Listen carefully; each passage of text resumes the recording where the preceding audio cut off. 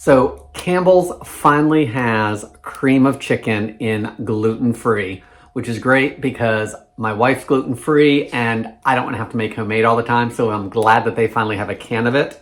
It is the same size as their traditional. It's 10.5 ounces.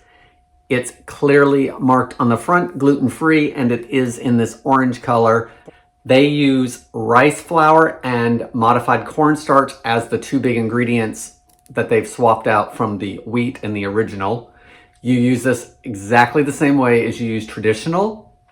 It is 1 can of this to the 1 can of milk or water if you were making it as a soup, or you just use it in your recipes that you would traditionally use the other cream of chicken soup for.